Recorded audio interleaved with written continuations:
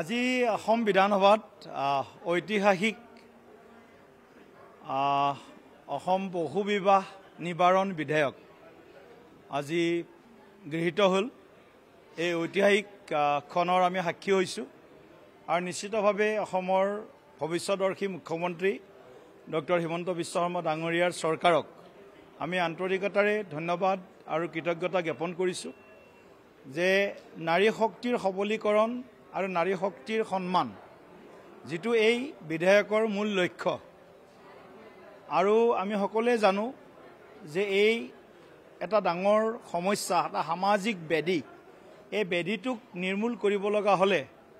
এখন আইনৰ বহুত দিনৰ অভাৱ আছিলে, প্ৰয়োজন আছিলে। আৰু আজি এই বিধেয়কৰ জৰিয়তে অসম বহুবিবাহ নিবাৰণ বিধেয়কৰ জৰিয়তে যি এক ঐতিহাসিক সিদ্ধান্ত হ'ল আৰু মই ভাল পাইছোঁ যে সকলো পক্ষই আজি এই বিধেয়কখনক প্ৰায় সমৰ্থন কৰিছে। কিছু বিৰোধী ৰাজনৈতিক দলে কিছু সংশোধন আনিছিল যদিও পৰৱৰ্তী সময়ত তেওঁলোকে বিভিন্ন সংশোধন উঠাই ল'লে। আৰু আমি মুখ্যমন্ত্ৰী ডাঙৰীয়াক কেইবাটাও বিষয়ত আজি ধন্যবাদ দিব লাগিব। তেখেতৰ বক্তব্যত তেখেতে কেইবাটাও গুৰুত্বপূৰ্ণ বিষয় ৰাখিছে আৰু এই বিষয়সমূহৰ ভিতৰত 2026 নিৰ্বাচনৰ পিছত যেতিয়া আমাৰ চৰকাৰ ভাৰতীয় জনতা পাৰ্টীৰ নেতৃত্বত NDA চৰকাৰ অসমত হ'ব, ৰাইজৰ আশীৰ্বাদ যেতিয়া আমি পাম, তেতিয়া প্ৰথমখন অধিৱেশনতেই ইউনিফৰ্ম চিভিল কোড তেখেতে পাছ কৰিম বুলি বা বিধেয়ক আনিম বুলি আজি তেখেতে প্ৰতিশ্ৰুতি দিছে। লগতে লাভ জেহাদৰ পৰা আৰম্ভ কৰি বিভিন্ন বিধেয়ক সদনত ইয়াত উত্থাপন কৰি আইনলৈ ৰূপান্তৰ কৰিব বুলি তেখেতে কেইবাটাও গুৰুত্বপূৰ্ণ তেখেতৰ চিন্তা বা সিদ্ধান্ত ব্যক্ত কৰিছে। গতিকে বহুদিনৰ মূৰত অসম বিধানসভাত আহি এটা সাৰ্থক আলোচনাৰ আজি আমি সাক্ষী হৈছোঁ। আৰু এনেধৰণৰ মুখ্যমন্ত্ৰী ডাঙৰীয়াৰ যি এই বিধেয়কৰ ওপৰত বক্তব্য, নিশ্চিতভাৱে আইনৰ বিভিন্ন দিশ ইয়াত সন্নিৱিষ্ট হৈছে। আৰু আমাৰ আইনে ন্যায় দিয়াৰ যি আমাৰ ধাৰণা বা আমাৰ ন্যায় দিয়াৰ বাবে যি আইন প্ৰস্তুত হয়, আৰু এইখন আইনেও বিশেষকৈ মহিলাসকলক আৰু অতি বিশেষভাৱে মুছলিম মহিলাসকলক বিশেষভাৱে ন্যায় দিবৰ কাৰণে সক্ষম হ'ব বুলি আমাৰ বিশ্বাস। মহামান্য ৰাষ্ট্ৰপতি মহোদয়ে যেতিয়া এই বিধেয়কৰ ওপৰত স্বাক্ষৰ কৰিব, তেতিয়াৰে পৰাই এই বিধেয়কখন আইনলৈ ৰূপান্তৰ হ'ব। ইয়াৰ লগে লগে আমাৰ যিসকল জনজাতি বা আদিবাসী বা বিভিন্ন আমাৰ শ্ৰেণীৰ যিসকল লোক আছে, যিসকলৰ কাষ্টমাৰী ল আছে, কিছুমান পৰম্পৰাগত তেওঁলোকৰ নীতি নিয়ম আছে, সেই নীতি নিয়মখিনিকো সন্মান জনাব বুলি এই বিধেয়কত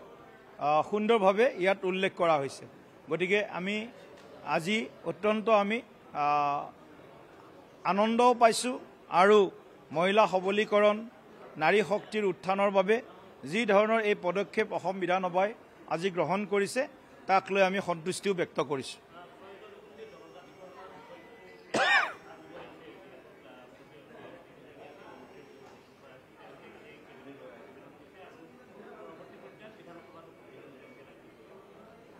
আমি এইখিনি গম পাইছোঁ মাননীয় মুখ্যমন্ত্ৰী মহোদয়ৰ লগত কথা পাতোঁতে, অহা 29 তাৰিখে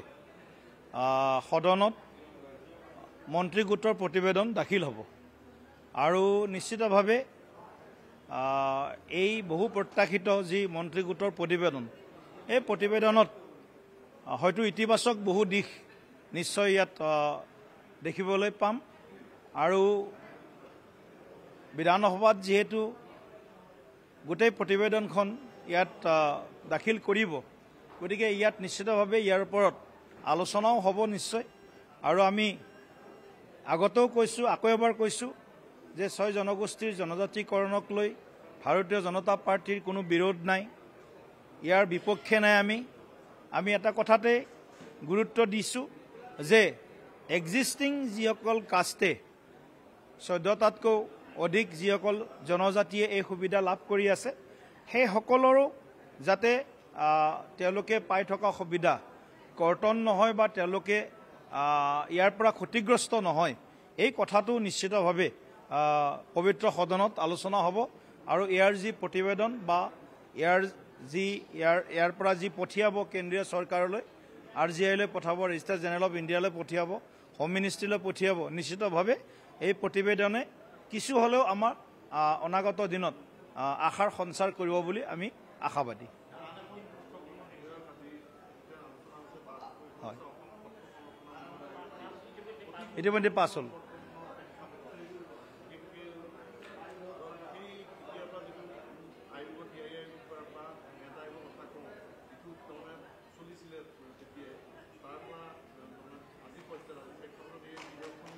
অত্যন্ত প্ৰাসংগিক আন এখন বিধেয়ক ইতিমধ্যে আজি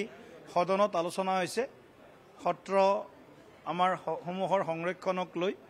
আৰু এই বিধেয়কখনৰ জৰিয়তে আমাৰ সত্ৰৰ মাটি ভেটি বা আমাৰ সত্ৰীয় সংস্কৃতিৰ সংৰক্ষণ আৰু সংবৰ্ধন আৰু বিভিন্ন সময়ত ইয়াৰ যি বিভিন্ন লিগেল ইয়াৰ যি এছপেক্ট থাকে এইবিলাক ডিষ্ট্ৰিক্ট ট্ৰিব্যুনেল বা ডিষ্ট্ৰিক্ট কাউন্সিলত জৰিয়তেও কিছু সমাধান ট্ৰিব্যুনেল গঠন কৰা হ'ব পৰৱৰ্তী সময়ত আৰু ইয়াৰ জৰিয়তে সত্ৰসমূহৰ মাটি যিসকলে বছৰ বছৰ বা যুগ যুগ ধৰি বেদখল কৰি আছিল সেই সত্ৰসমূহৰ বা আমাৰ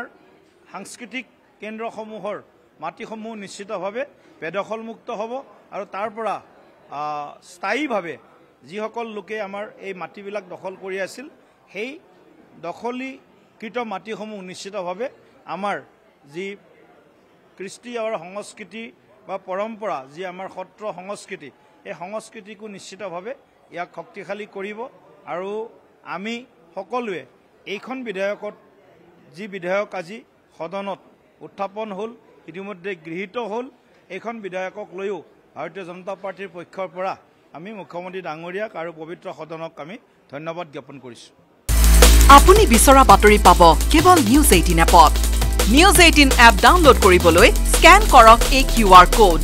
গুগল প্লে ষ্টৰতো পাব এই নিউজ 18 এপ